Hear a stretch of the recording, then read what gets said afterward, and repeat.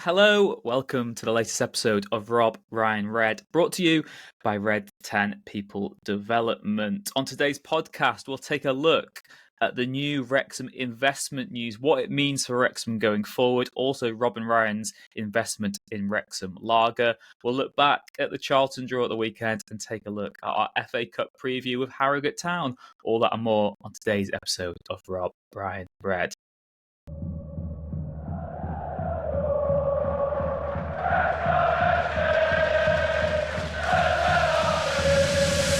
RobRyanRed.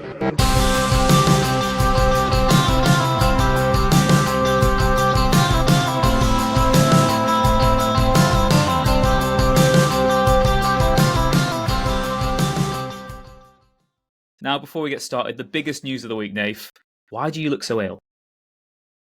Worse than normal, isn't it? My hair's bad at the best of times. I don't want to say I've had the week from hell because that's people are going to sound like I'm moaning, but I was running this morning, Rich. I was running through the airport like a deranged tourist. Like the deranged tourist I was. I was over in Lisbon for work. Anyone who follows my personal accounts or anything will have seen that I was over in Lisbon covering this Ruben Amorim potentially going to Manchester United story. And I thought it was wise to put myself on the first flight back because I'm doing another game tonight after we record this. And so I thought, you know what, I'm going to get myself on an early flight. And what will I do before the flight? I'll take a quick power nap. Only I clearly ran out of power. And I woke up less than an hour before my flight. Rich ran to the airport, ran past some guy was whistling at me in the airport because I just ran past him through security. I didn't have time to care. Basically, pushed my way past everyone. You know, when you watch these films and you see people running through the airport, and I'm like, oh, that's crazy. Just get there early. That'll never be me. Well, you are the worst person in the world, aren't you? Yeah, I was the worst person in the world today. So, do I look dishevelled? Yes, more so than normal. So, anyone watching on YouTube, please flick over to the Spotify or Apple Podcast version. It would be greatly appreciated because I look like crap. But how are you doing, mate? Because you were probably relaxing with Bake Off and just your normal Tuesday. I was, but obviously, without going too much off topic here, we've both just got constant rolling news cycle of Man United at the moment. So trying to switch off feels very difficult to do. Bake Off was good. I got a too good to go from Starbucks again, second week in a row. Was very disappointing. People aren't listening to this podcast to hear that. The good news for us, Nath, is Wrexham have announced some major news, and it hasn't disrupted the podcast record. Because if you hadn't have been rushing back from Portugal, we might have recorded yesterday. We might have recorded earlier this morning. We're on a very tight schedule today. Wrexham kindly considered us when they announced that there has been a new minority investment in the football club. And that is the news that the Allen family, ALLYN, have been confirmed as new minority investors. They owned medical device company Welch Allen Incorporated before it was sold in 2017 for, get ready, $2.05 billion US. Hey! So yeah, on the investment, Rob and Ryan said, Wrexham has earned the world's attention and we are focused on bringing on board world-class partners to help with the next phase of our growth. We have been fortunate to get to know the Allen family and we are blown away by their intelligence, kindness and commitment. They are exactly the type of partners we will need for this amazing endeavour. And Eric Allen, who is the manager and chief investment officer of the Allen's family office, their sort of trust, said that for more than a century, our family has focused on building great companies while also uplifting wonderful communities. Our decades-long effort in the Syracuse region, Syracuse, Syracuse, is that it? Syracuse region. That's not the point. Are similar to what Rob and Ryan have started in Wrexham. We view Red Dragon Ventures as a vehicle to invest in a world-class football club and, importantly, in the welcoming community of Wrexham. Now, no details immediately, Nath, known to us about the size of that actual investment in the club. But what is a fact is Wrexham now have this minority investment from this trust that, like we said, was sold for $2. They have at least $2 billion originally behind them from 2015 sale of the company. And we've spoken before, Rob initially said that he wanted to buy Wrexham Football Club, but he only had sitcom money. Ryan Reynolds had Hollywood money. If Wrexham want to be a competitive team in the Championship, the Premier League, even in Europe, you need a lot more money than that. This looks like the first major step towards that, doesn't it? Big Pharma money. Firstly, had this been announced after we recorded, I think that might have been the final straw for me. I really think that might have had me just on my knees weeping like the grown man I am. So thanks to Wrexham for announcing all this before we recorded, because I was one more minor inconvenience away, Rich, from rioting in my flat. Huge. We've always said, haven't we? I think whether this is right or wrong, Rich, I think our opinion, trying not to speak for both of us, but definitely speaking for both of us, is that we both think eventually maybe someone else takes the majority reins and Rob and Ryan have more of a back seat in terms of, they'll still be with us to get to the Premier League, but they won't be the majority. We'll see how that goes, see if that pans out to be right. But the Allen family, they've been the talk of the town for a while. Mike Williamson had a meeting with Eric Allen and his daughter in the town a good few weeks ago now. As a source I was speaking to was talking about how the dock crew were in tow, and Williamson was very struck by Eric Allen and his daughter. And I think there was a lot of whispers as well of some people suggesting it was the Allen family that are linked to the Seattle Seahawks. Then there was Eric Allen, the former cornerback in the NFL. So spelling is important. None of us quite had this spelling. I think they did well Not Joe Allen either, is it? Which is also crucial. Not Joe Allen either. No, I don't think Joe Allen's got Big Pharma money. I'd be quite worried if he did have loads of stocks in Big Pharma, but who knows? Maybe he does. But yeah, no, not Joe Allen either. Eric Allen, and yeah, from what I've gathered, the family have been very, very well received by people in the local community. I think they've had a drink in the turf, and they've been around, tried to ingratiate themselves. It's always tricky because now the next question that you'll always get, you and I will get, and everyone will get, Rich, is, well, how much was the stake? How much is the club worth? What is the valuation? Because let's just say they took a 5 to 10% stake. Say they took a 10% stake for 5 million. It's the valuation's incredible, and what would other teams be in League One, Championship? Look, I don't have the figures to speculate, so I don't know the stake they've got. We know Nasaka or Necaxa or whatever that they are in Mexico.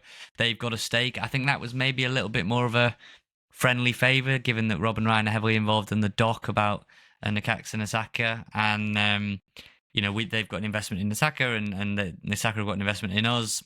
Feels like it kind of cancels each other out, that one. But this one is a big move. It's a power play move, one they've been working on for a while. And, Wrexham richer than they were yesterday. I'm sure that'll go down well with the rivals.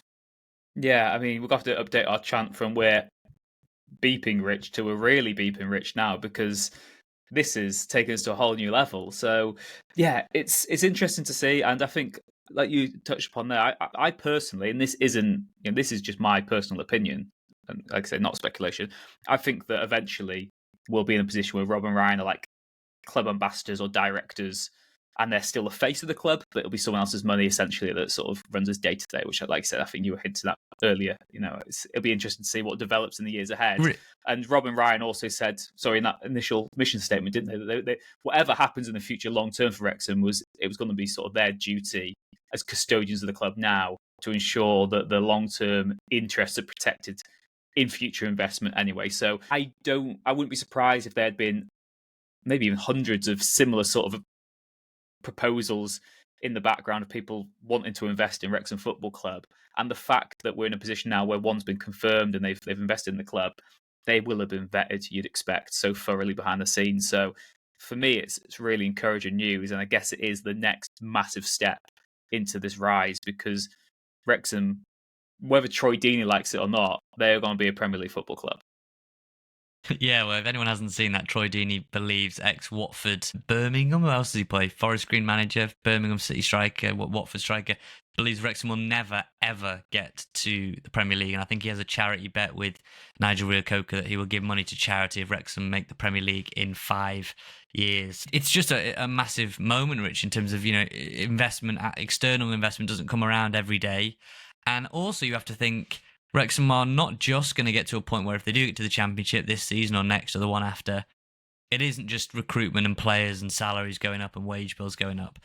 Wrexham still have a stadium to fund. They've announced, haven't they now, that Populous and the architects, they are on board. They've worked on the Tottenham Hotspur Stadium. I think they worked on the Emirates as well. Lots of stadiums in Italy. They worked on Roma's Stadio Olimpico, I believe, or they are working on that. They were linked to Man United before Ineos came in, I think, on Old Trafford. They are best in the business populace, and they won't come cheap, and the stadium doesn't come cheap, even with the grant money. I think is it 17 million grant money from Welsh government. That's still not enough to go and deliver your stadium, go and deliver your training ground, deliver you a championship quality squad, all the infrastructure that comes with it. You need money for a lot of things. Football clubs are expensive, and typically you don't make money from football clubs, so you need a B rather than an F in front of Illion, and Wrexham have got that now. So I think great day for us, terrible day for anyone preying on the downfall of Wrexham.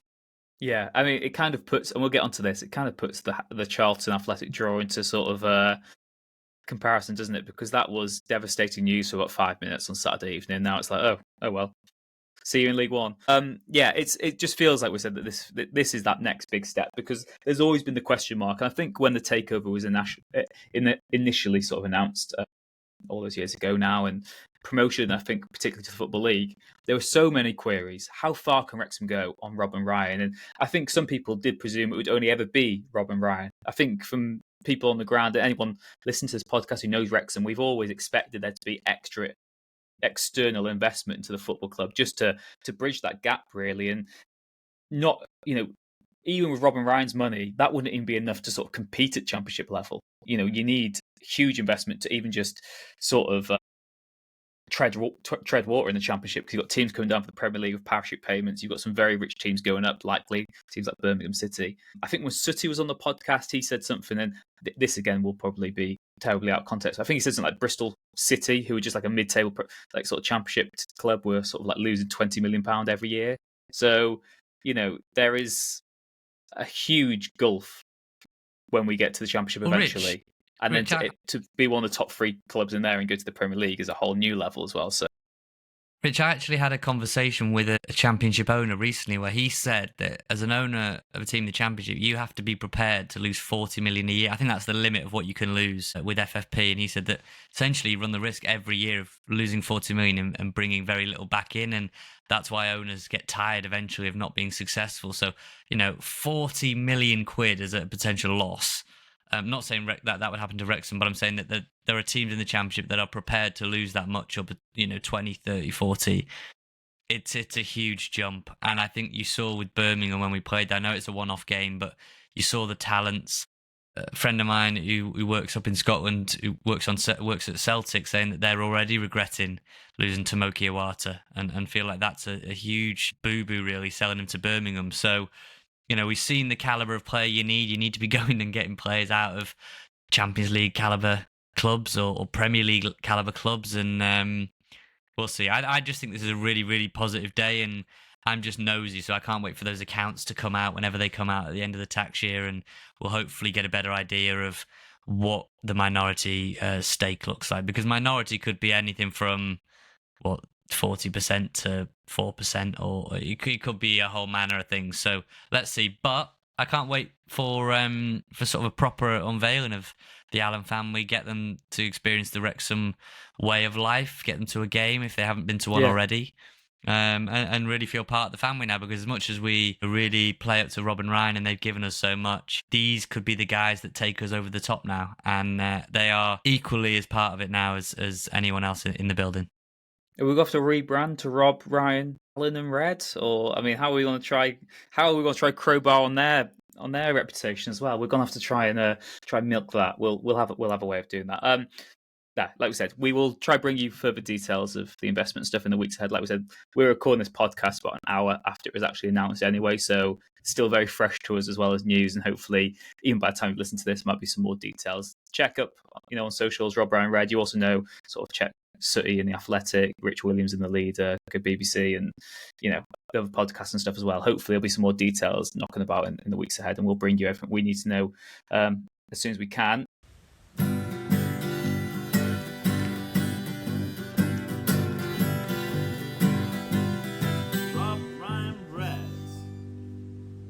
The other news as well today, Nath, Rob and Ryan have invested in Wrexham Lager. They released another nice viral video. I didn't understand the sort of Morse codey sort of thing they were doing to begin with initially, and then it transpired it's because that's when Wrexham Lager was founded technology they're using at the time. And I guess the good news for a lot of our listeners is Wrexham Lager is coming to the States and to Canada.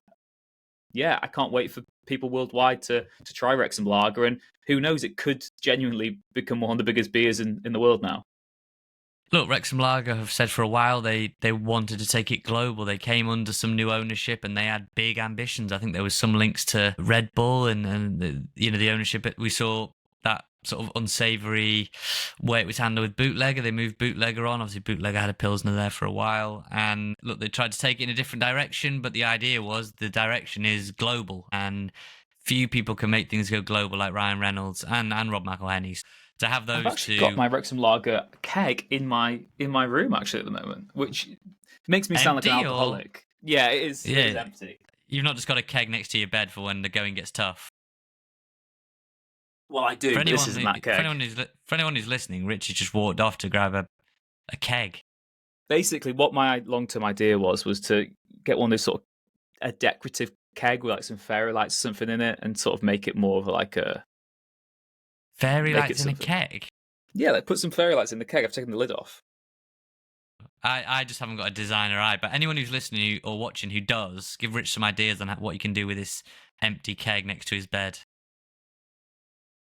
Well, it's not next to your bed because he's in the attic. This is my attic, yeah. He's stuck in the attic, yeah. But yeah, good times. So yeah, but Wrexham Lager investment, that's exciting. Maximum Effort being involved with them and sort of Rob and Ryan's.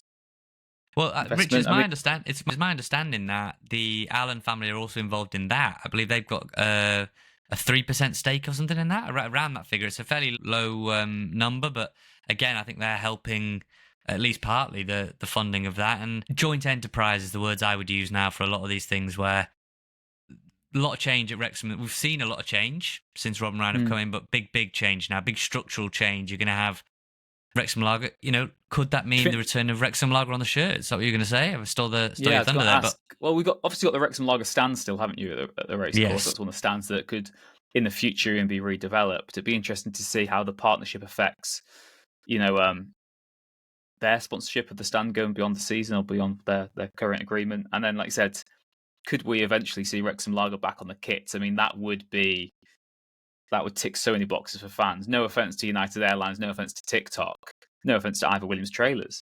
But having Wrexham Lager back on the Wrexham kit, that is one of the all-time great classic sort of kit combinations. So hopefully that means we're a step closer towards doing that. But Rich, it is, but go ahead. Well, obviously we've got the whole, in the Premier League level, the sort of club sponsorship issues, aren't there, at the moment? That the whole Man City case that was to do with sort of having shared interest with your sponsors as with the club, and they were looking with the overinflating the value of your own sponsors, basically. Yeah. And obviously with the football regulator and stuff coming in, they're trying to adjust rules separately anyway in terms of what can be done with football finances. It'll just be interesting to see how the Wrexham Lager investment impacts the football club, I suppose, going forward. Rich, what I was going to say before I jumped in and cut you off, so apologise for that. But what I was going to say was you have to take sentiment out of it as well. As good as those kits looked in the 90s, and I'm sure as good as they would look now, sometimes it's not always the best idea to go back. Sometimes it isn't. They are great in what they are. Can you even have beer sponsors on Premier League kits surely anymore? You just can't have gambling ones. I think you can have beer, can't you? I almost think beer sponsors have been... Rich is going to find out. But what I was going to say it is possible, Rich.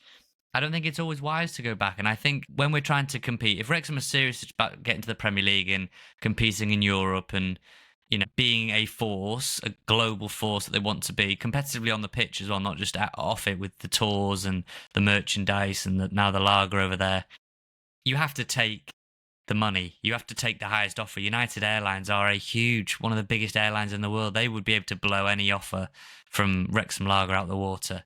And there'll be probably brands of equal size that come along and want to invest in Wrexham, particularly in the Championship and even more so in the Premier League. That's when, what I know about Premier League clubs, that's when you get like Latvian TV channels wanting to do daily reports, and you've got, Ollie Palmer doing a read for an Estonian beer brand or something. It's where nothing makes sense at Premier League level, where you just get... What was that story when Harry Kane was at Tottenham? There was a big row over...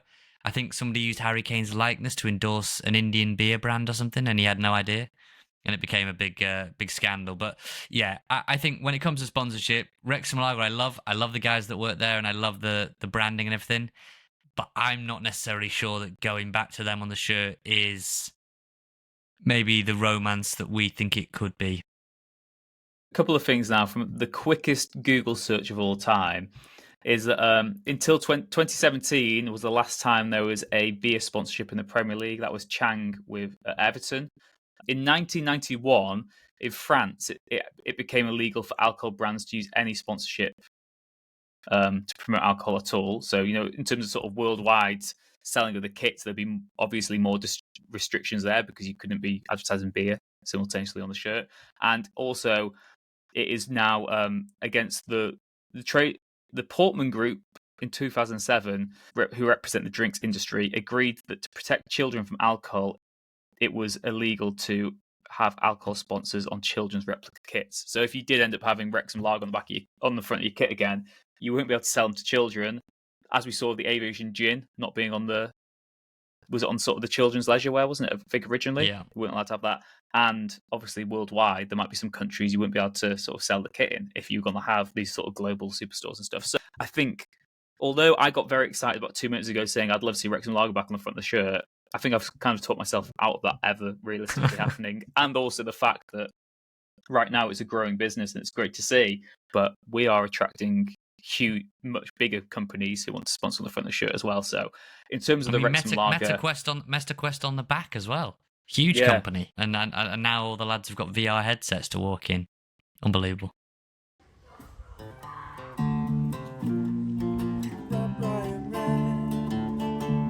Nathan Salt and Rich Fay.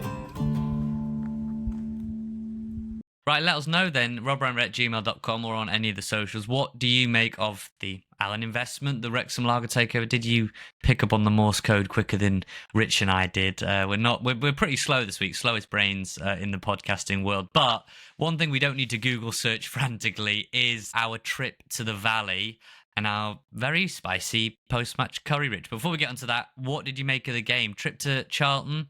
We went down. We had a jolly old time coming down for the game. Lots of people went down, made the trip. Big game, big stadium.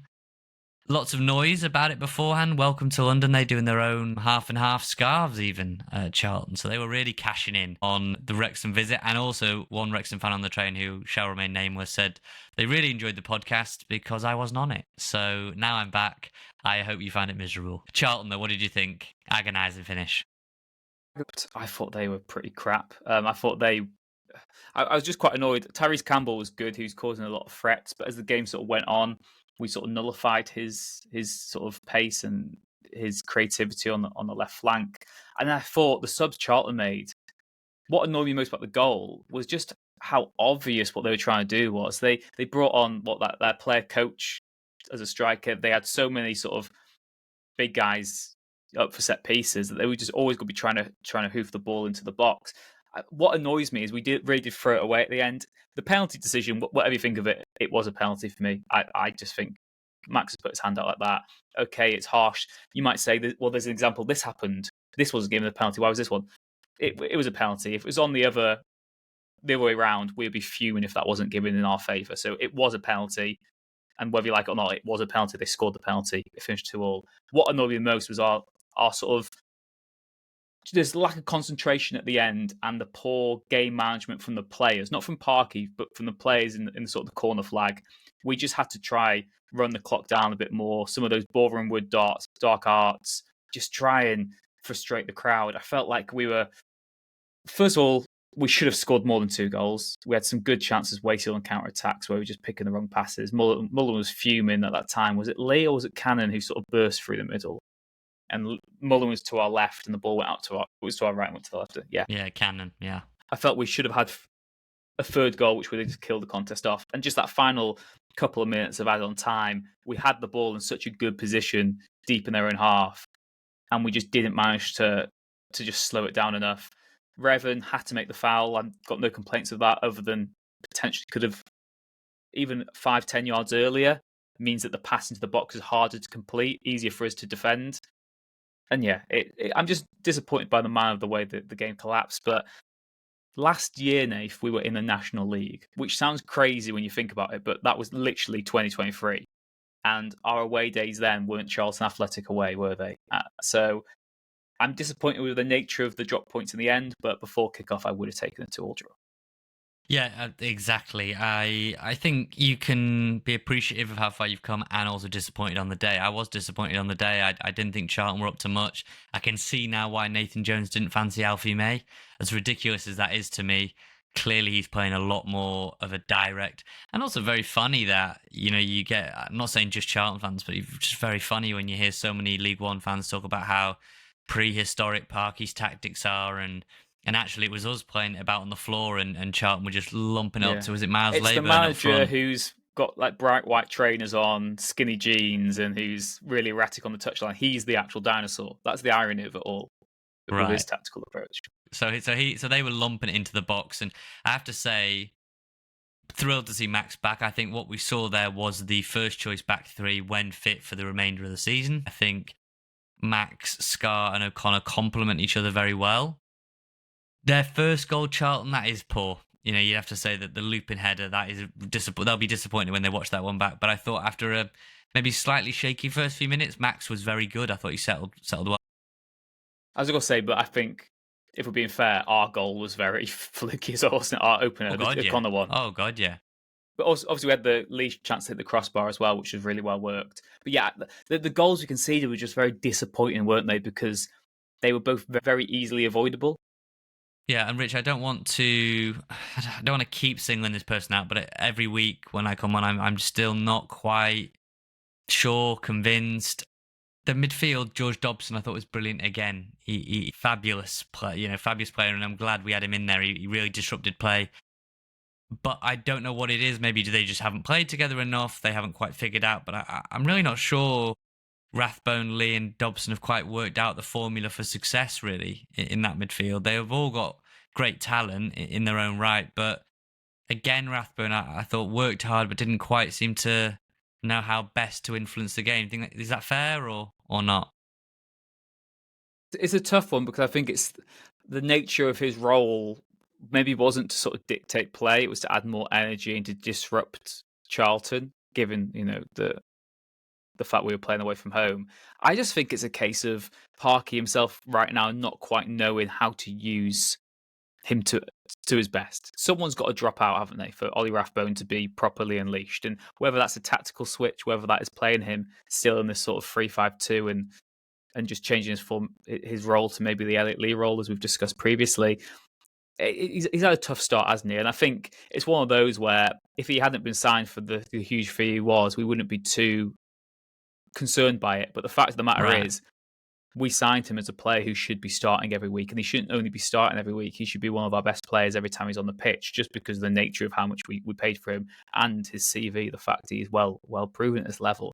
So I think it is just a case of bedding him in, giving him a bit more time. Again, let's get onto the preview of Harrogate. Maybe he's one of the players who needs to have an integral role this weekend. Play him in what he would deem to be his preferred position, which might be as sort of a number 10 or the Elliot Lee role, which has been a bit retracted this season. But Rich, I was just going to say, if you flip it round and say, well, we paid $500,000 for George Dobson and we got Ollie Rathbone for free, no, we wouldn't be saying much, would we? We'd be saying that's absolutely fine. We got George. Yeah, exactly. We got George Rathbone. Combine them. Got George Dobson for free. So as much as we want to laud him, we'd be lauding him if he cost us 500,000. So when you look at it like that, the one that was free has massively exceeded expectations, and the one who cost 500,000 just taking a little bit longer to bed in. But I mean, goalkeeper, very happy with. The back three, I'm very happy with. The wing backs, I don't know. I mean, we'll get onto Harrogate very, very shortly. I really hope it's Revan and not McLean on Saturday. I think McLean could do with that rest, not that he wants it. Sunday even. That's why we can't go. I really hope he can get that rest, maybe, and Revan deserves a go. Barney, again, has been worked into the ground. Do you turn to someone like Bolton? Do you just try something else? And in midfield, you've got Rathbone who needs games. Do you save Dobson? Cannon, I thought, was brilliant when he came on at Charlton. I thought he changed the game for us. And again, up top, Bodvarsson and Matty James, the two new signings. There's a lot of decisions. Yeah, Harrogate will be, again, from a selection point of view, very interesting. I think, like you said, that basically brings us on to our preview it properly, doesn't it? We have got a guest who's going to come and give us the Harrogate perspective. But the interesting thing for us, Nath, is because Sunday's game is a straight knockout, you'd almost say there's less argument. I personally would like to see us rotate. But the fact that if you play poorly once, which we can do away from home, particularly in a game where the onus is on us to break down an opponent, the margin for error is far fewer, isn't it? There's not as much space for us to let things go wrong. So do you think Parky does actually rotate as much as we want to see this weekend, or would you kind of not be surprised if he went very strong and then used Port Vale as the chance to rotate? I see what you're saying, but I mean, we're not talking that he's going to use the under-18s that played on Tuesday night and Tom Kelly got that goal and beat Morecambe. We're talking about a former Premier League midfielder coming in who played 40 games in the Championship last season. We're talking about Seb Revan, who I think at the weekend people were calling to come on a lot sooner, and I don't think there'd be a massive outcry if you saw Revan starting ahead of McLean on Sunday. I mean, Lewis Brunt, if he came in for, say, Tom O'Connor or Max, again, I don't think there'd be massive. We've got good quality, good depth, and it's just maybe up top where, do you just go Palmer and Mullin again? Both of those, maybe can keep playing together. They do always play well together. I'm not expecting to turn up and it be Bodvarsson and Farl. I'm not expecting that. But I think there are other areas where you can freshen it up. And it's rotation, but it's not to the negative of the team. There are players that are chomping at the bit to play. Look at Dan Scarr. He wasn't playing for the first few weeks, and now we're saying he's part of a first choice back three. If Owen O'Connell comes in on Sunday, will there be many complaints? I don't think there would be. I'm just trying to look now because obviously it was when we played Mansfield in the first round last year, wasn't it, that we won? And that we had Sam Dolby playing up top. In the pouring rain, yeah, in the pouring rain, which was also on bonfire night, I think, wasn't it? So similarly sort of occasion this weekend. That had Sam Dolby. I think Arthur probably played in that one. I think we did go fairly strong for that, actually.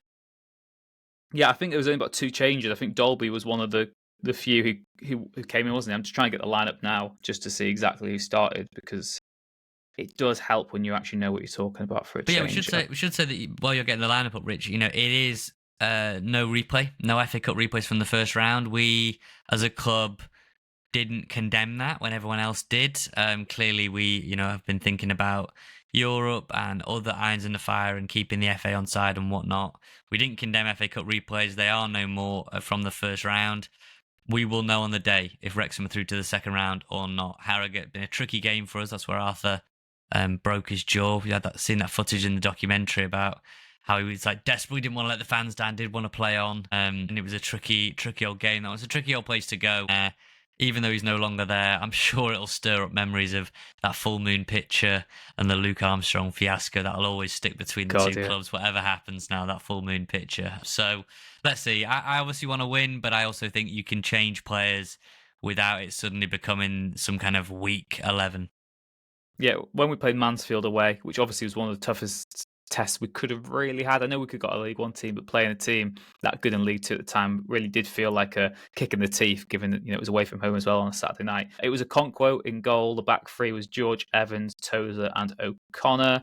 You had Ford and McLean as the wing backs, James Jones, Cannon and Elliot Lee midfield, and Sam Dolby and Paul Mullen up top. So yeah, that's maybe 2 changes from what our strongest team would have been at the time, 2 or 3 changes away. So I wouldn't be surprised, given that we don't play next midweek and it's Mansfield Town coming up after that and then the Port Vale game. I wouldn't be surprised if there was 3 changes this weekend. Revan in at wing back, Farl in for Palmer maybe, and then the other change in midfield maybe, because I think McLean would maybe come into midfield rather than just be dropped altogether. So, or you could play Revan instead of Barnett, I suppose, couldn't you? So yeah, I'm expecting sort of 3 or 4 changes. I'm not expecting it to be wholesale by any means, but I'm expecting Parky to freshen it up. But let us know again what you do for this weekend. RobRyanRed@gmail.com. We obviously won't read them out because we're not back till next week, but it would be interesting to hear your views. Might even put a post out on X as well on Thursday or Friday just to get your verdict ahead of the game, which, as Nath said there, just about Sunday night. Well, Sunday 3 p.m, isn't it? So Sunday night for you if you're in New Zealand, Australia. Sunday morning if you're in the US. We won't be there, will we, Nath? Sadly not, because we've got different Super Sunday to deal with. But speaking of Harrogate Town then in the FA Cup, we did remembered to do a preview this week. We can do it sometimes. We caught up with someone who's been on the podcast before, Reese Howell, who was a football writer for the Yorkshire, and here is what he had to say. So, Reese, it's 3 years since Wrexham last faced Harrogate in the FA Cup. Of course, faced them in the league last season. When we faced you last in the FA Cup, it was a case of Wrexham, I say being the underdogs, maybe weren't the actual underdogs, but were certainly a league below. Now they're a league above. What's changed since the last time Wrexham faced Harrogate? I suppose it's more relevant, that league encounter last season, which finished 2-2. Not a great deal, I don't think. I think obviously Wrexham have gone from strength to strength. Harrogate had a decent finish to last season, and they were genuine playoff contenders for the first time since they were in the Football League. But I think certainly fair to say they've had a bit of a struggle so far this term. So, I think they will certainly be a clear underdogs on this occasion. It was a funny one when they played them in the FA Cup 3 years ago. Because obviously Wrexham were National League then, and Harrogate were enjoying their second season in League Two. But I think obviously Wrexham came fancying their chances, and they were winning, weren't they, for that Jordan Ponticelli goal until midway through the second half, when it took a couple of substitutions to change the game. So that was, I think probably more of an even contest than I would expect to see this weekend, just because Harrogate have the managers had a bit of a rethink in terms of his tactics. They got battered 5-1 at home by MK Dons at the start of October. And since that point, they've been very cautious in their approach. And football's been a bit of a tough watch. And he scored 2 goals in the last 6 games, I think it is. So I'd expect them to adopt similar tactics. He's already made comments following last weekend's game at Notts County that he kind of made a joke about people expect Harrogate Town to go toe-to-toe with Wrexham. Probably not been a very realistic strategy. So I'd expect it to be more of the same in terms of game plan approach, which will, I think, be keeping them behind the ball and looking to play on the counter-attack, even though obviously Harrogate will be at home.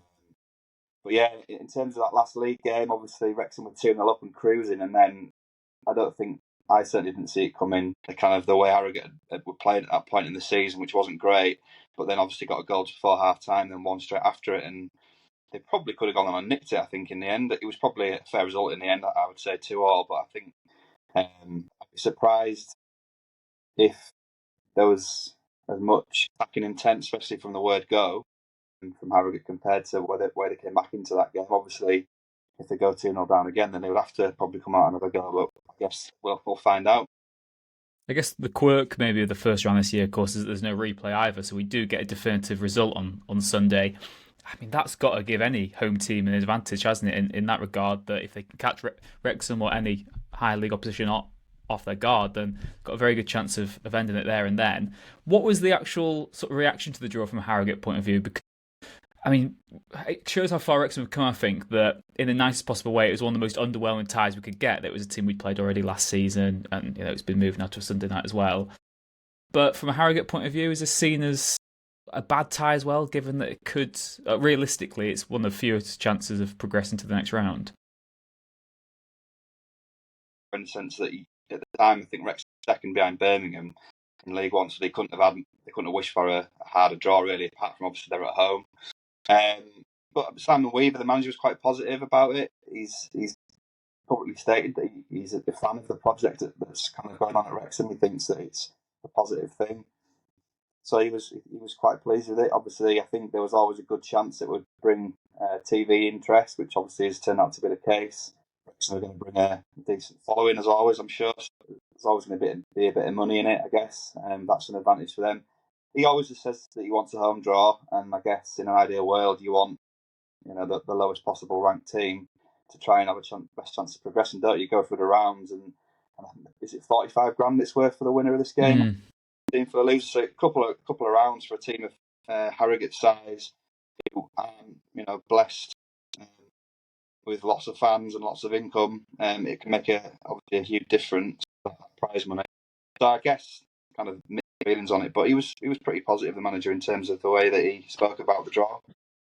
You've already mentioned there as well, in terms of maybe the tactical changes of season since that defeat to MK Dons, that Weaver's maybe a bit more cautious with his approach. I mean, Like you said, that seems to be what we can expect this weekend. Would you expect Wrexham to arrive and sort of dominate possession, something that we don't often do, and Harrogate try and sort of play the underdog card? Who are the players to watch out for? Who do you think could be a potential match winner, and who has to have a good game for there to be any chance of an upset? Well, I think it tells its own story really that the kind of the best player in the last few weeks has been the goalkeeper James Belshaw's a lot of important saves.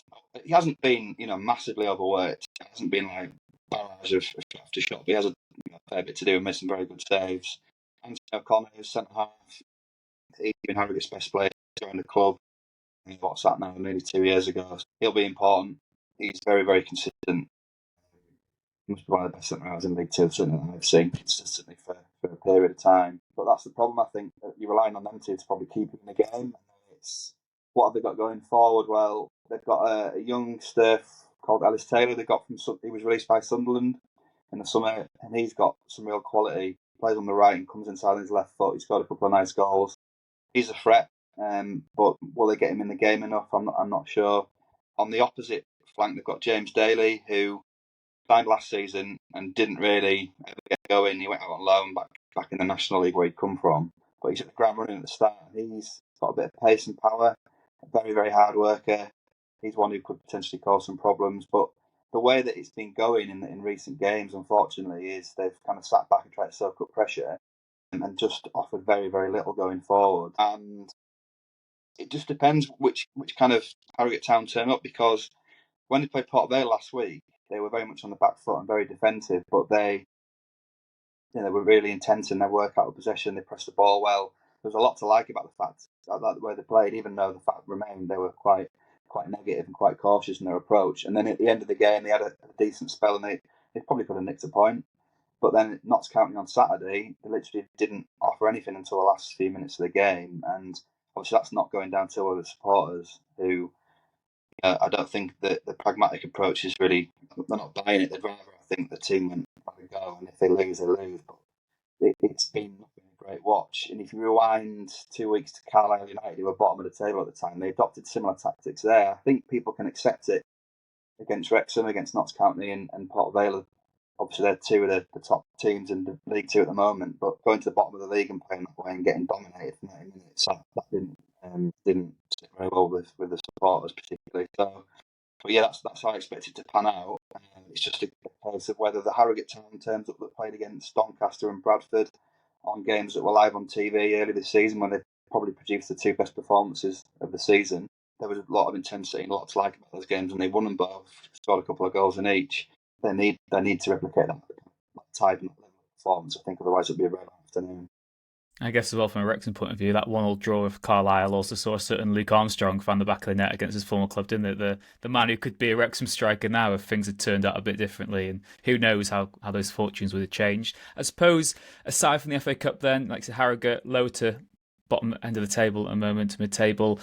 Like I said, there was the flirt of the playoffs last season, which would have been incredible for a club of that stature. What was the sort of ambition for this season, realistically, from a Harrogate point of view? Was it just to survive, or is that sort of setting your stall out too low, when you've had such a good season the year before? Well, the word from the inside the camp was like, try and build on last one better playoffs.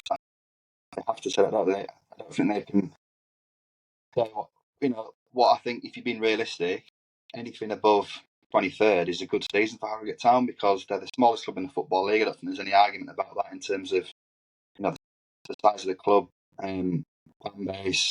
You look at kind of the stadium. Maybe not have the lowest budget. I'm not entirely sure on that, but they are right down there. So for me, survival, I think it's fair to say, is a success. Obviously, expectations have probably risen a little bit because they had a good season last season, the highest ever Football League finish, and they were, until not the game of the season, they were genuinely in with a chance of finishing in the top 7, because it seemed that nobody really wanted to grab hold of the last playoff players, or last two, and in the end I think Crawley snuck in and ended up going up against all the odds.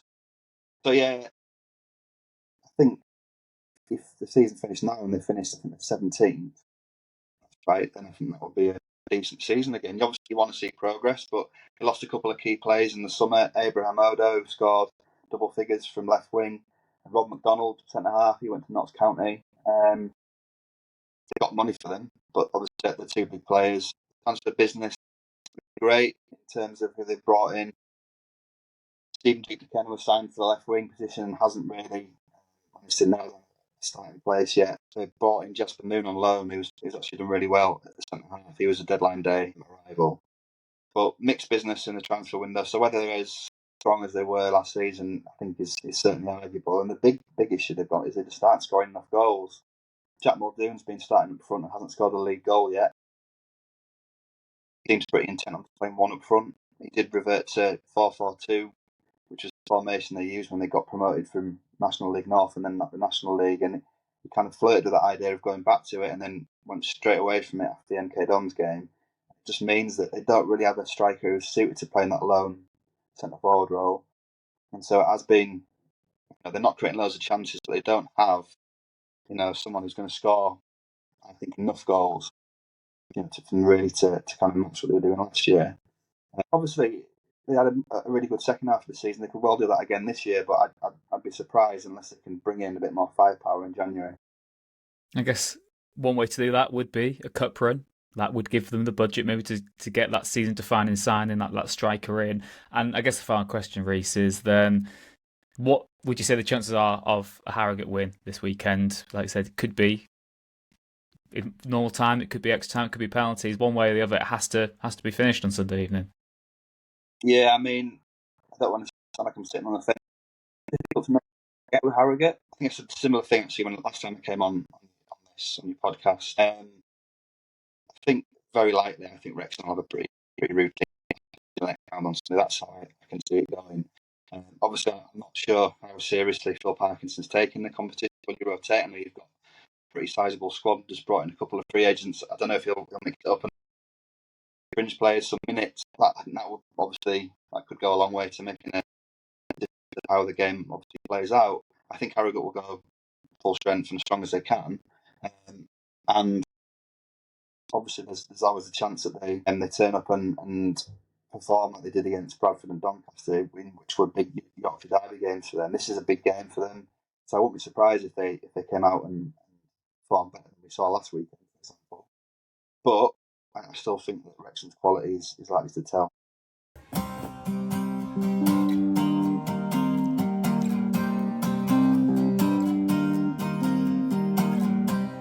RobRyanRed. So, Nath, he's expecting Harrogate to go full strength, really, and why not? It's a chance of an upset. A cup run would benefit them financially a lot more than it would benefit us. But I guess the closing question for me to you is, not like the Chuckle Brothers, how much of a priority is the FA Cup for you this season? Because it's always been a nice distraction, and it's always a nice distraction when you're maybe not doing so well in the league. I know winning breeds winning, and you never got to try throw a game by any means, but what's more important to you this season? Here's a hypothetical one on the spot. Would you rather get to sort of the FA Cup 5th or 6th round and not go up, or would you rather go out on Monday and go up? I'd obviously always rather go up. Yeah, I would go up, but I would love to get to the FA Cup 5th round or the 6th round and do what Lincoln did, and you end up playing, and because I do think famous cup runs last a lot longer in the memory than people realise. I mean, promotions are obviously massive, and there is nothing I would pick over back-to-back promotions. That is historic. We would be so fortunate to have been winning the FA Cup. I'm picking winning the FA Cup, actually. Yeah, I'm picking winning the FA Cup. I've just actually read a book a friend of mine recommended called How Steeple Wanderers, I think it is, won the FA Cup. Fictional book, but it's very funny. And for some reason, they end up playing Glasgow Rangers in the final. It's all very odd, but well worth it if you can get hold of it. It's only about 150 pages, and I thoroughly enjoyed it. But yeah, no, winning the FA Cup would be amazing. But I would say, Rich, I don't really understand this rhetoric of like distraction, or because you just said it yourself. You flawed your own argument by saying we don't have a midweek game. We play what's the distraction? We play once a week anyway, and this is the game this week. This is what we have. We're not like, I think Stockport and Wickham play on the 5th. I think they play, or is that even after the FA? Yeah, I don't even know. They play soon anyway, the 5th, I think Tuesday, and then they play the Saturday. We haven't got a midweek game, so go all out for it. Go all out for round 1, go all out for round 2. And it only starts to get complicated, Rich, if you get to like round 4, 5, when postponements start creeping up and kicking in. Until then, go well, have fun with it. Yes, we're now a big draw, especially in rounds 1 and 2. But you know as well as I do that if we got to the third round and got a Premier League team, or if we managed to get to the third round and got Leeds or one of these big Championship teams, it would still be a great occasion, and we would all absolutely love it, and we'd be all clamouring for tickets. Now, that's not me looking past Harrogate before the Billy Sharp equivalent of Harrogate clips this podcast up and puts it on the analyst board. Yeah, why didn't you do your Heung-min Son celebration? I can see a third round against Tottenham in the... before anyone clips that up, look, it's a real tough test, as was Mansfield. We probably didn't think we'd get through that, Rich, in all honesty. I was looking back at some of the comments when I posted that on Instagram at the time. People saying, it's the worst possible draw, nightmare draw. Well, we got through that. We got through the second round. We made it all the way to the fourth round and played Blackburn and went 1-0 up. And I know it went wrong after that, but, stranger things have happened. It's not a nice draw. It's not a glamorous draw by any stretch, but it is on TV. It is going to be broadcast across the world. And I'm sure somewhere in a dark room, Troy Deeney will be watching and hoping that Wrexham don't somehow start a run to win the FA Cup because they'll be out of a lot more money. So, no, go all out, and I'm going to go 2-1 win. Yeah, I think we'll do enough. I think it'll be... I reckon we might win like 3-0, to be honest. I think it's very easy to always make a case for the underdog in the FA Cup, isn't it? But this Wrexham team is far better than the Harrogate one. That is just a fact. And I think even if we rotate, like I said, I don't think it'll be significant enough that we'll have a huge off day. And it's a chance for us to build some confidence away from home, particularly because we always say how different we are. And yeah, we will see what that has to hold. I suppose, well, Nath, I've not checked this, but I'm guessing that means the FA Cup draw will be early next week because all the ties will be done as well. So I'm guessing that'll be Monday. Early next week between what, the one show? It's always something random on and it's always so drawn out as well, these draws. Mate, do you remember? This is nothing to do with Wrexham. This is when I first started working the sort of Man United beat. They had the Carabao Cup draw. Once they had it at Morrison's, they just had it at Morrison's supermarket because it was the only supermarket in the UK that sold Carabao. The other time, they held the Carabao Cup draw at 3 a.m. in the UK, and we had to stay up live to blog it. I feel like the second one rings a bell. I don't remember the Morrison's one. The only thing I can think about with Morrison's or a supermarket was when Chesterfield, I think they have a big Tesco or a big Asda next to the stadium, and they unveiled one of their signings down the aisle. I think he had some sort of name to do with water and something about squash, and he was just walking down the aisle filming it. Very awkward and very strange, which makes me think about the weirdest signing announcements. But yeah, no, the one about 3 o'clock in the morning, I thought for a while they were plotting. This sounds... I've made this up, haven't I? Because I'm delirious. I don't even want to say it out loud now because it might sound so ridiculous. But go for it. I could have sworn they were talking about maybe hosting one of these draws in space, or have I made that up? I feel like someone floated the idea that could they do it? Could they host the draw in space? A lot does float in space. Yeah, I've made that up, haven't I? I've got to make that up. Yeah, that's all for this week's podcast. Thank you very much to all of you for listening. Thank you very much, Nath, for being so delirious, but getting through there in your own livable way. Massive shout out to Red 10 People Development for the continued support of the podcast. Thank you. Rich, hang on. Hypnotic. I've got to even interrupt because I said I'd give a shout out. My sister was spreading the word my sister was spreading the word of the podcast.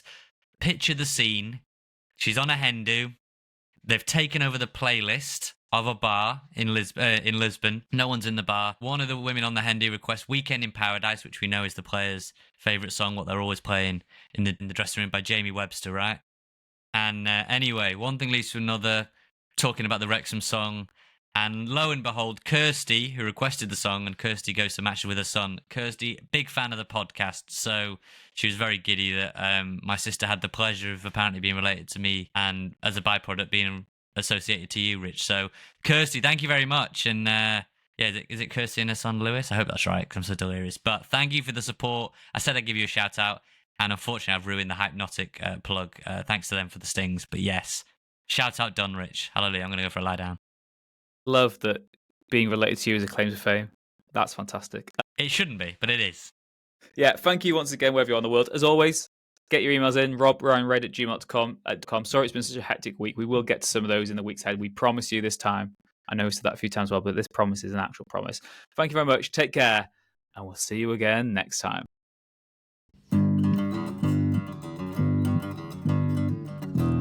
A Wrexham AFC podcast with Nathan Salt and Rich Faye.